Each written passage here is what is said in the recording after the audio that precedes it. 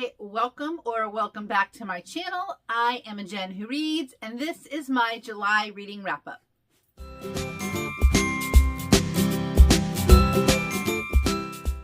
Before we begin, let's get this out of the way. See that button down there? It's the subscribe button, and I would truly appreciate all of your subscribes, your likes, your comments. Thank you in advance. So July was a really good reading month, and something happened that I don't think ever happened before, and that was that I read everything and then some that was on my TBR. One of the books that I did read on my Kindle. I'm not going to talk about it because it will be featured in a video that I will hopefully have posted at the end of this month or the beginning of September.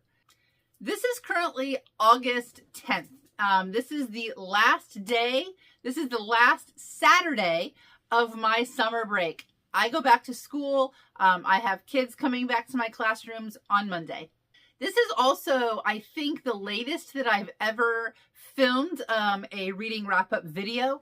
I live in Florida. Last week, I was unable to film this video because we had a hurricane or a tropical storm on our doorstep, and it rained solid for 3 days straight. My yard is still a swampy mess. But today it's sunny. So I am spending this lovely last Saturday of my summer vacation filming a video and cleaning the heck out of my house. I may even get around to mowing the yard. I don't know. We'll see. That may be too ambitious. So let's get into what I read in July. On audio, I did read Naked in Death by J.D. Robb. J.D. Robb is also known as Nora Roberts. There are like, I don't know, 20 or so books in this series, and they are all something in death. So this is the first one. It's Naked in Death. This is a futuristic crime novel. I've never read a crime novel that was set in the future. Very, very futuristic, actually. Instead of guns, they have lasers. Other than being set in the future, this is your run-of-the-mill murder mystery. Whodunit? We are introduced to two characters, Eve and Rourke, in this book, and I believe we follow them through other books. As far as I know, J.D. Robb, or Nora Roberts, is still writing this series. So the series is not done yet, to my knowledge. I rated this at 3 stars. Like I said, I listened to this on audio. It was a very quick read on audio, or a listen on audio. I don't know. I'm not going to keep this. I'm going to unhaul it. And I don't know if I'm going to finish the series. I did like it enough to finish the series, but with the amount of books that I have to read, I don't know if I liked it well enough to take the place of other books that are on my TBR. If I find myself in a place where I have nothing else to listen to and I am in need of listening to an audiobook, then yes, I would pick up the second book in this series. If you like murder mysteries, if you like things that are set in the future, then I think that you should try to pick this book up. I did participate in Summerween in July, and so a lot of these books are going to fit the spooky vibe theme that was going on for Summerween. I read my very first Grady Hendrix book, How to Sell a Haunted House. I got this one at the thrift shop, and the sticker is still on it. If you are not shopping for books at your thrift store, what are you doing? You might have to make several trips before you find something good, but I find a lot of my books at local thrift stores. Now, if you are looking for a book that is going to scare you, this is probably not that book unless you're like me and you get scared very easily, and or puppets and dolls freak you out. So the only reason this book was scary was because it had some puppets and some dolls that kind of came to life. Don't take this book too seriously, okay? This is a funny horror book. Sometimes this book was so funny, it took away the horror element from it. This is my only Grady Hendrix experience, so I'm not sure if he writes his other books like that. I do feel like this book was written to poke fun at the horror genre. That being said, let's talk about characters. There are 2 main characters in this book. There's a brother and a sister. They're estranged. Their parents die. They have to come together to figure out what they're going to do with their parents' house. And inside their parents' house are all of these dolls and puppets because their mom was a puppeteer, and she would take all these puppets that she made to churches and put on puppet shows. What I really liked about this book was I felt very strongly one way or the other about these characters. And as the book progressed, my feelings on these characters changed. We learned about things that happened in the past that we were unaware of, and that changes our opinions of these characters. I have to say that there are about 3 chapters in the middle of this book where the brother is talking about something that happened to him in college. I have never read 3 chapters that were more boring than these 3 chapters. By the middle of these 3 chapters, I was just skimming through to get through that part of the book. Other than that, I did give this book a 3.5. Next, I read That Time I Got Drunk and Saved a Demon. I love the cover of this book. Actually, there's 2 more books in the series, and I love the cover art on all of them. This was a surprise.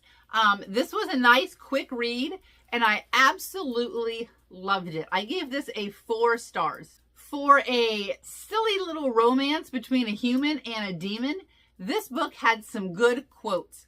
The smut, pretty good.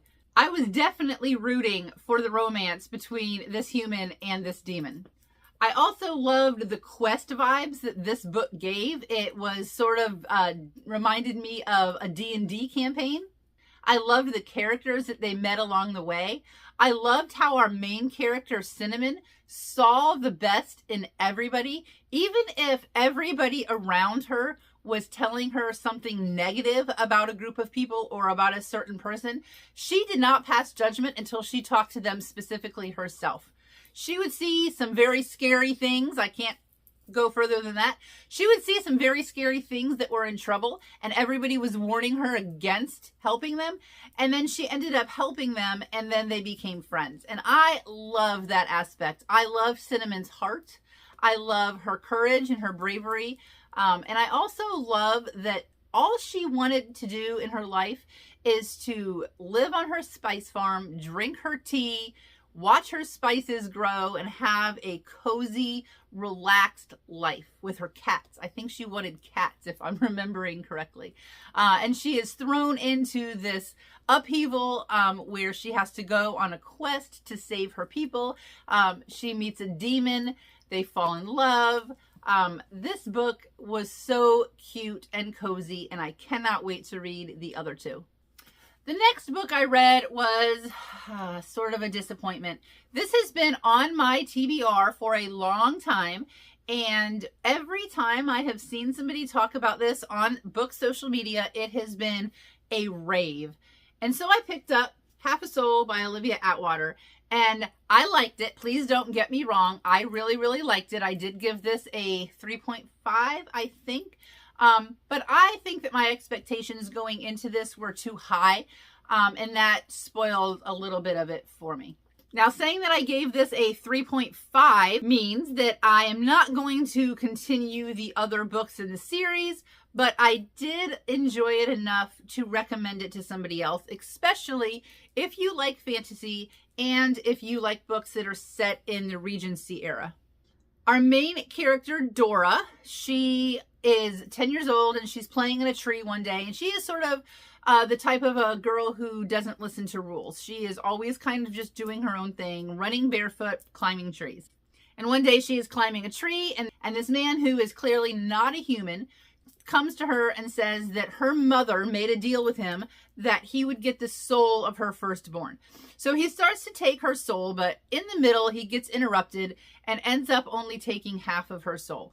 So Dora grows up with 2 different colored eyes and half of soul. This is portrayed in Dora not knowing how to read social cues, not knowing how to live in social situations. And as she grows up, she learns what is expected. She learns what is appropriate to do and say, but it doesn't come naturally to her. Another thing that is affected are her feelings. Her feelings are sort of dulled. And a really good example of this is in the books, it talks about how she doesn't get scared. She doesn't get startled. She doesn't get scared about things. But when she thinks about negative thoughts, or she thinks about things that should be scary, she gets a feeling of dread in her heart. So she feels things differently than most other people do. And her cousin go to London because it is the social season, and her cousin is trying to find a husband. But we find out that her cousin actually has ulterior motives. She is actually trying to find a magician that is going to help Dora get the other half of her soul back. And romance ensues. It is a very sweet romance. No spice. My favorite thing about this book is how Lord Sorcier, I think that's how you say it, accepts Dora for who she is. He is trying to help her get her soul back, but it's not because he wants to change her. It's because that's what she wants. I love how they have these very deep conversations about how she's different and about how that's okay that she's different. So definitely would recommend Half a Soul, but I'm just not going to continue on in the series. Now we're going to talk about my DNF. I read last year Tender is the Flesh by this author, and I loved it. So I picked up 19 Claws and a Blackbird, not knowing that this was a collection of short stories. So when I found out that that's what this was, I was really excited. However, I didn't know how to rate this book because it was a series of short stories. So I decided I was going to give every story that I read in here a rating and then average those ratings together. I did not even get halfway through this book. Every single story in here, except for one that I got to because I didn't finish it, was a 1 or a 2 star. One of the stories was barely a 3 star. I read these stories and I did not understand them. I did not think they were good or cool or interesting. I actually had to look up some people's reviews on this book because I thought, like, maybe I'm missing something. And a lot of people gave this rave reviews. I am not one of them. I could not get through this book, and it is very short. So I DNF'd it. 10 out of 10 would not recommend. Other than that lovely DNF, my lowest rated book this month was City of Brass. I've wanted to read this book for so long. It is so gorgeous. It's a chunky one. And I was actually reading this for a book club with Books and Heather on YouTube. And I had this set up to read over 8 weeks. So it took 2 months to read it. I started it in the beginning of July and I needed to have it done before our live discussion, which I did. So I read about 4 chapters or so a week. The beginning of this book was so good and I was so excited. It gave strong Aladdin vibes, especially because there's a djinn, which is like a genie, and there was a magic carpet. And it wasn't a weird, cheesy magic carpet either. It was magical and brilliant and beautiful, and I loved it. What I didn't like about this book was it was boring. I thought that this book was so boring. The setting hardly ever changed as far as, like, we were just always in a desert, which I know it's a desert setting. What else are you going to put in a desert setting? Like, there was one time there was an oasis, and that was kind of cool. Then there's some scenes in a really beautiful palace, and that was pretty cool. The politics in this book. Hey, go lay down. The politics in this book, I didn't get. They were so confusing. There are so many terms in this book that come from the culture and the lore of Egypt. Did not understand them at all. A lot of the times I was just reading for the vibes. This is really disappointing because this is a trilogy. I was really looking forward to reading the other ones, but I just did not enjoy my time in this book. There is a sentence at the very, very end of this book that makes me think, maybe I'll pick up the other one. But then, as soon as I was finished reading this, it was taken off of KU. So unless it gets put back on KU, I will probably unhaul this book. And oddly enough, I have the first book and the third book. I don't even have the second book physically. Even though this is so beautiful, I'm going to let somebody else read this and let them form their own opinions. I feel like I do need to say this, though. In the book club, we did the live discussion on this. I think there might have been one other person who said they weren't going to continue in it.